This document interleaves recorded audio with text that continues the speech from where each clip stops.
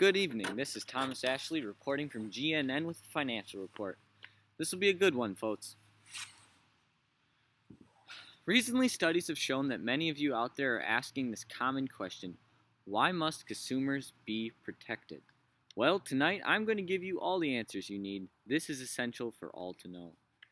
Consumers must be protected for a number of reasons, such as identity theft and companies taking advantage over our customers. There have been a few times in history that our news station has given a report on customers having bought goods which were modified by manufacturers and actually had fake or illegal products in them. Customers can be protected by government agencies, but it's also important for customers to pay attention to what they buy and where they put their personal/financial information. It is not always a safe world out there, folks. Now, you may be asking yourself, how are consumers protected? Well, boy, do I have an answer for you. There are several federal and state agencies set up to provide protection for consumers. The federal agencies include the Consumer Protection Agency, the Environmental Protection Agency, the Food and Drug Administration, the Federal Communications Commission, the Federal Trade Commission, and more. There's quite a bit, isn't there? But it's all for good cause. A few of the state agencies include the Better Business Bureau, which isn't actually a government organization, and actually the State Attorney General. All of these organizations are in order to keep you, the people, safe. So according to studies done by colleges out of Wisconsin, which is where some of the best colleges are, they have been looking into one particular concept: what determines what consumers buy?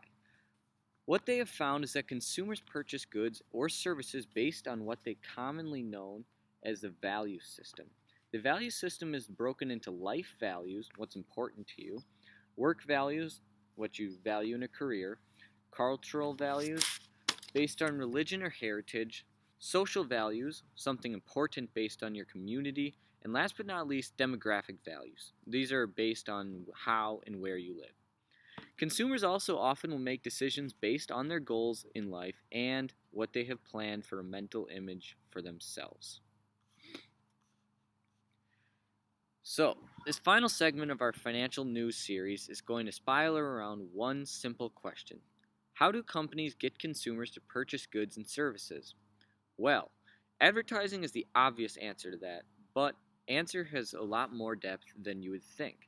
Companies often use different forms of psychological price downs in their products, which trick the consumers into purchasing products without a second thought.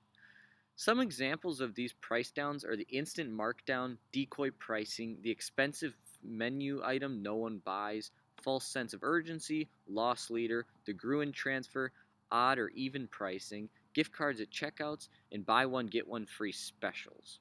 McDonald's. Another form of advertising that happens is couponing.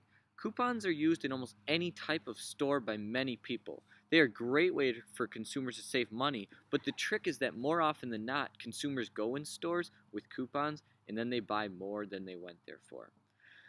The 5 main types of advertising are brand, informational, comparative, defensive, and persuasive. In my opinion, the greatest example for all these advertising types are phone companies. Verizon, Sprint, Cellcom, T-Mobile, and more. They do hundreds of examples of these advertising every year. They spend millions on ads. They defend themselves, they compare to others, they give information on new products and new deals as far as contracts. Every year, they do the same thing. Research shows 2 of the unique forms of advertisement are deceptive ads and puffery ads. Deceptive ads are where the companies try and stretch the truth and make their product seem much better than it is. Puffery is exaggerating the product's benefits but not lying about them. There are benefits to buying brand name products because you get brand equity and occasionally they will be higher quality. Actually, more often than not. But it will cost more for the consumer. That's the gist of it. Advertising is important for companies to get their message across, to represent products, and to make a name for themselves. People like me and you, we're the consumers, and if it wasn't for advertising, we would have no idea what's out there on the market. That's why it's very important for companies to advertise. the goal is just for companies to advertise the right way. We don't want any false advertisements, like a deceptive ad. That's all we have for you today, folks. Thanks for tuning in, and we hope to see you again next time. This is Thomas Ashley, signing out.